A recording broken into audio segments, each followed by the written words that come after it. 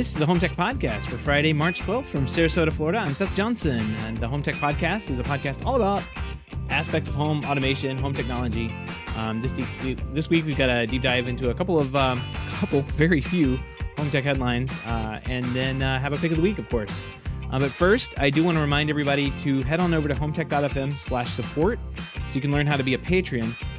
Next week, I'm going to send out the invitations this week, and you'll see it on the patron feed. If you are a patron of the show, you're going to see everything there about how to join the HomeTech Talks. And I'm really excited about this. I'm putting a lot of effort into it, trying to figure out how to do it logistically correct, I guess, if that's even a thing. But I want to make sure that it all goes down and we're able to all gather and have a nice little conversation about technology. Next week, the overall topic is going to be video distribution. And so we'll start with like Q&A type questions and answers, but then I do want to kind of deep dive on video distribution. So if you've ever wondered what the heck is video distribution, or why would I ever sell it? We've had a couple of great conversations in the hub about video distribution recently and over the years too. But I kind of want to go over the concepts, see what everybody's using, what people are having success with, and go from there. Because I think it'd be a great conversation just to touch on. It's something that we do a lot at my day job and have when we install video distribution stuff. But you know, in the real world, things could be different. So if you're tech, if you are a business owner, or if you're a homeowner and you want to know more about video distribution and find out what is trending in the industry and what people are, like I said, having success with, that's the most important part. Join us, HomeTech Talks. You can find out more how to do that on our Patreon page, HomeTech.fm/support. And again, it'll be on Thursday. It looks like the afternoon time slot worked out a little bit better for more people, a couple more votes. So I'm gonna shoot for that one first and see what we can do in the 3:00 p.m. Eastern time frame, and we'll go from there. If it doesn't work, we'll move it back into the afternoon, and maybe into the evening, and see what works better for people. But I'm gonna aim for that 3:00 and see if we can do a 3:00 chat on Thursdays. If it gets big enough and we can do a lot with it, then I guarantee you the conversations are going to get very interesting, and they're going to be a lot. They're going to be a lot more industry experts coming in and dropping by to say hi and give us some valuable information on that. So again, the link for that is HomeTech.fm/support. Yeah, and you find out all about how to do that on our Patreon page. The post should go up shortly this week. But with that said, let's go ahead and jump into some HomeTech headlines. According to Bloomberg, Verkada has suffered a massive hack. Of all the 150,000 of the company's cameras, he's exposed companies like Tesla, institutions like hospitals, police stations, jails, and even schools. Some of the cameras, including in hospitals, use facial recognition technology to identify and categorize people captured on the footage. The hackers say they also have access to the full video archive of the Verkada customers. Worse, the hacker told Bloomberg that they were able to obtain root access on the cameras that allowed them to pivot and attain access to other aspects on the network. So that's one of those things that if we don't have a corporate network, if we don't have it set up correctly, you see these kind of side channel attacks where something will come in on one vulnerable system, and then what'll happen is they're able to move over and sidestep everything and go into another area of the network. Lots of fails here across the board, but a Verkada spokesman said the company had disabled all internal administrator accounts to prevent any unauthorized access from continuing. And quote, our internal security team and external security firm are investigating the scale and scope of this issue, and we have notified law enforcement. It seems a little late for that. The cat seems to be out of the bag.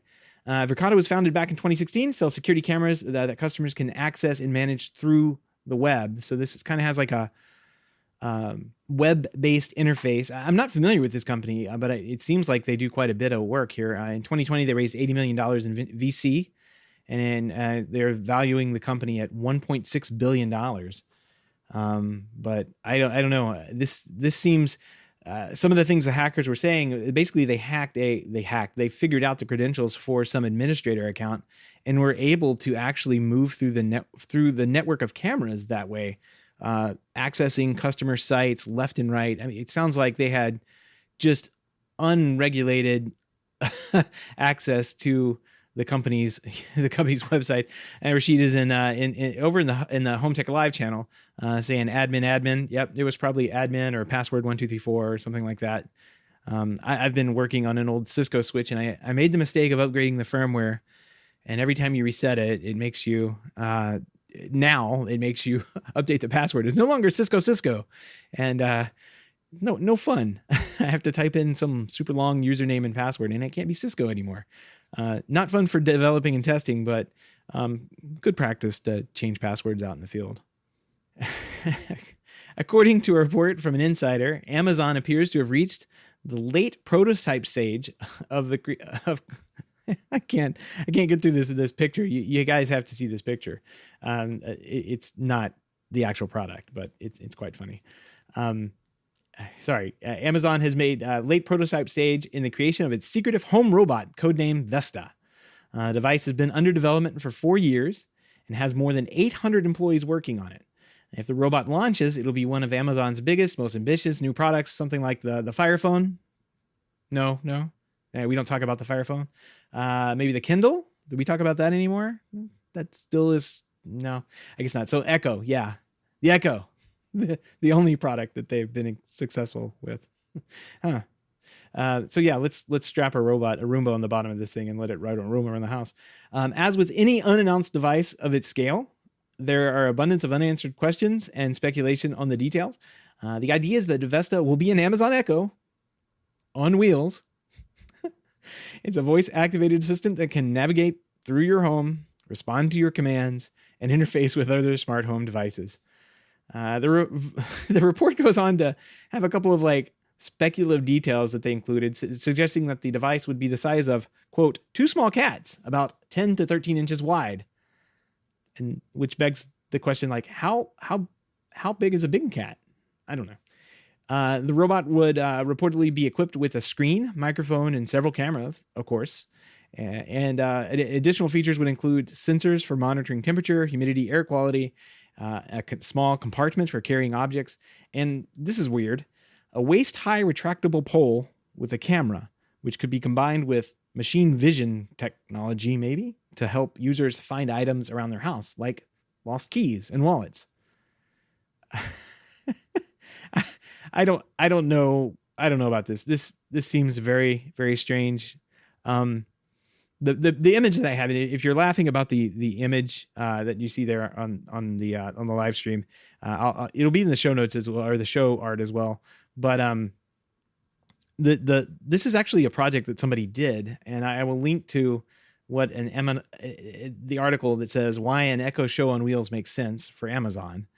It's a fairly new piece over from someone on Medium, but they had a link to this video of this little thing driving around somebody's house that basically looks like a Roomba attached to it, like a pole with a phone and of course an Alexa strapped on top of it, or an Echo, strapped on top of it. I don't know. What do you guys think? This is kind of strange to me. Rashid again. Amazon is in the first place for reaching Skynet level. Yeah, that's yeah. They're going to flip the switch one of these days, and it's not going to be free shipping. We're all going to be imprisoned in our work camps because the robots are going to uprise. I did searching for Amazon robots, and of course it brings up all of the robots that they have in their warehouses. And I don't know if you've ever seen videos of those, but it's pretty wild what those things can do. How they zip back and forth and can move entire pallets or crates across, just kind of in this choreographed dance where they're just kind of streaming in and out of each other. They're not people, so they don't have to look both ways before crossing the street. They know where the cars are and where the holes are. And if there's a hole, they just keep going. Any normal person would have just kind of stopped there. Greg is commenting, maybe it's built out of other products you can order on Amazon. Yeah, probably. It's Amazon. What do they call that in-house brand? Amazon Basics. It'll be an Amazon Basics Yeah. Keep an eye out for that. And of course, the biggest story of this week, and literally the only product announcement that we have to really talk about, is the Sonos Roam, and fulfilling the public's desire for a more robust portable audio solution, and literally every dealer's request for the past 10 years that I can think of. Sonos has introduced its new Roam battery-powered smart speaker. And according to the Sonos' website, the Roam weighs in less than a pound. And when the owners at home, the speaker operates off the Wi-Fi networks, connects like a traditional Sonos. And when users leave their home, the speaker automatically shifts to Bluetooth mode, and it allows people to listen to their favorite music at or away from home. So if you get too far outside the Wi-Fi range, or you bring this over to down to the pool or whatever, you can just use it as a traditional Bluetooth speaker. The Roam will cost $169 and is expected to start shipping April 20th in black and white finishes. Couple of things on this. It's waterproof design. 3 feet for 30 minutes is what they say on it. So it's got an IP67 rating on it. Pretty good. So this means you could actually drop it in water accidentally and not really have to worry about it failing on you too much. I wouldn't want to drop anything that weighs in close to $200 in the water. I'd be kind of nervous about that, but I don't know. It looks good. It's got AirPlay 2 support, 10-hour battery life. Can't be used as a surround sound in a theater setup, so that's kind of disappointing, I suppose. Then again, that may not be what this product is designed for. Like, this is the goal of this product seems to be to emulate what you get from like a traditional, I don't know, $30 Bluetooth speaker off Amazon.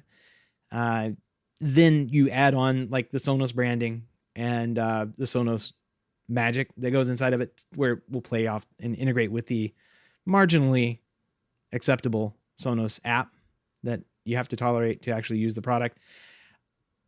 I'm a fan of Sonos. Don't get me wrong. I have Sonos. There's one right over there. There's about 4 or 5 of them throughout the house. I've got a sub. I've got the play bar. I'd love to get one of the new, I've got an older, what are the sound bars set up kind of in the living room. And I'd love to be able to kind of upgrade that into one of the newer sound bar systems and kind of declutter that system a little bit. But I'm not a fan of Sonos' software right now. Used to, the Sonos software and the app and heck, the interface was just brain dead simple. I think right around the time, what was it, iOS 6 that had like the super flat design, they really went all in on that and just really messed up their app. And I don't think they've ever recovered from that. So it's a great product. The interface could use some TLC, as we used to say. This product I'm really not bullish on though. Is it bearish or bullish? Yeah, bullish. $170. Oh, and get this, you can use a standard Qi charger to charge it. It comes with a USB charger, but you can use a standard, it's Qi compatible, but they have a magnetic charging base for it, designed for it, for $50 more. So, I mean, really, this thing floats in, at $220 or something like that. Like, this seems like, I don't know, this seems a little over the top for a Bluetooth speaker. At least what it's designed to be. Like, this is going to live in a bookshelf, and when you go outside onto the deck or something and you want to bring something next to the pool and listen to it, it's great for that. But at the same time, you can go to literally any hardware store, any pool supply store, and get something with probably the same sound to it. I mean, I can't imagine. It's physics. We're talking physics here at this point. There's only so much Sonos can do with a toilet paper roll size, size tube. It's not going to, you're not going to be able to change the world in something this small. So we've got some comments coming in on the chat. And guys, if you comment on in YouTube, I could put you on the screen here, but Rashid's claiming the sound quality will be different. I don't know. When you get that small, I don't think it can be terribly different.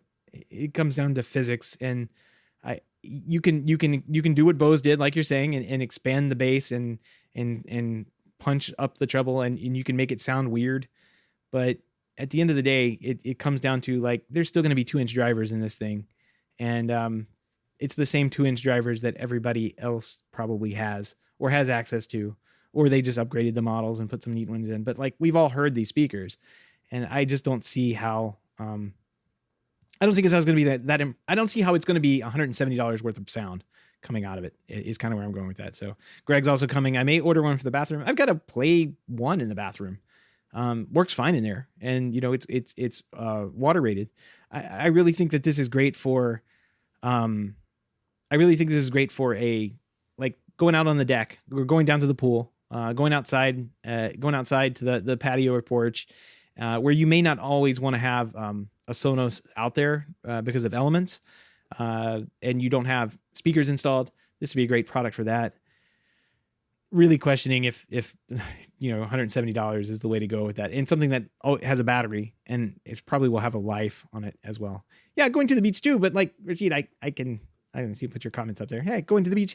Yeah, I get that. That's what I mean. Like, I already have those products, and they only cost me $30. And if I forget them at the beach or they get stolen, I don't cry that much. This thing, I think I'm going to treasure a little bit more if I get it. Probably not going to get it, but they keep offering me money. I've got like 15% off on some things. I've got 30% off coupon on something else. So I don't know. Might be able to throw some money that way. See what we get out of it.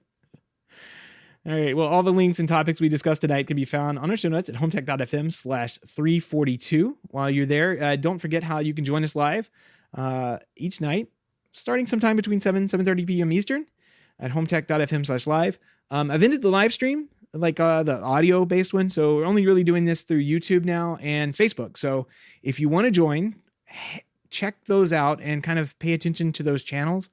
And typically I will be able to, tweet out a starting time about 10 minutes before, and let everybody know where we're going to be there. So keep an eye on that information. All the information you need is over at HomeTech.fm/live. And I've got a great pick of the week this week. This is fun. So I went to I needed some rack gear. And I was thinking I was going to need some like fan, some ventilation, some fan control. And there's a company that I have used in the past called AC Infinity. And they make, if you've never heard of AC Infinity, you should really check them out. If you're used to like racking up gear with like Middle Atlantic fans and using, looking at what they offer for like $300 to $400, maybe check out AC Infinity, because you can get like a 1 or 2 year rack fan for a few $100. I mean, it's nothing. And the controller, variable speed controller, silent fans, a display on the front that tells you the temperature, all this is included. Middle Atlantic, I mean, you'd probably get up to $800 with something like that. So check this out. This is actually a really cool product. It's actually a really cool company. But while I was there, I noticed that they had a weird section as I was flipping through, and I was like, what the heck is this? And they've got, so naturally a ventilation company is going to specialize in fans. I guess they've somewhat pivoted some of their business to hydroponics, and which leads me to one of the best lifestyle images I think I've ever seen. And it's this contemporary house with one of these giant hydroponic plant growing thing systems slapped in the middle of it. You have to see this to believe it. It's hilarious. It's clearly photoshopped. I can't imagine that room would smell very good if you had this sitting in there, but yeah, $89 though. You guys see that? Like, it's $89 for one of these things. And they've got a couple of them that are in development for like a 10 by 10 grow tent. And that one's going to be $399. So I guess it's a lot less than I thought needed to be to get started on your farming ventures, where you can grow whatever crops you may want to grow year round. I guess that's what they do. I speculate maybe strawberries. Strawberries would be good to grow year round. It's always nice to have. Rashid's asking in the chat there, is it inflatable? No, it's got like steel tubing that you attach and go around.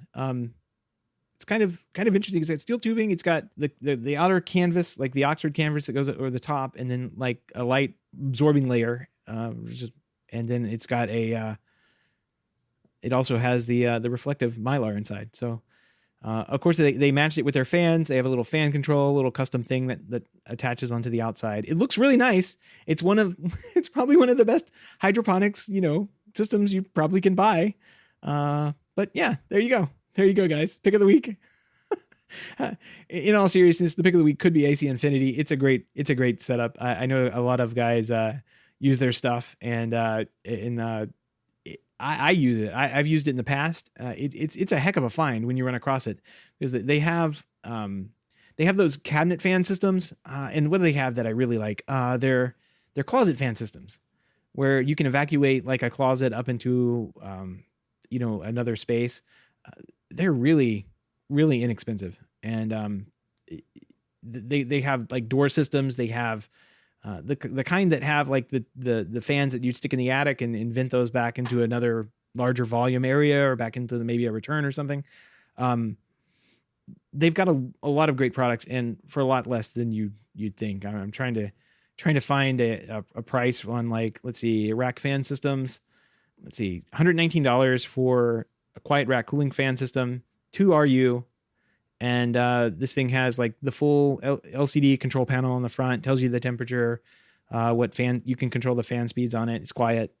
$119. So that's pretty good stuff. If you have any feedback, comments, picks of the week, or great ideas for the show, give us a shout. Email address is feedback@HomeTech.fm, or you can visit HomeTech.fm/feedback and fill out the online form. And I do want to give a big shout out to all the patrons and say thank you for everyone who does support the show, especially those who are able to financially support the show through our Patreon page. If you don't know about our Patreon page, head on over to HomeTech.fm/support to learn how you can support HomeTech for as little as $1 a month.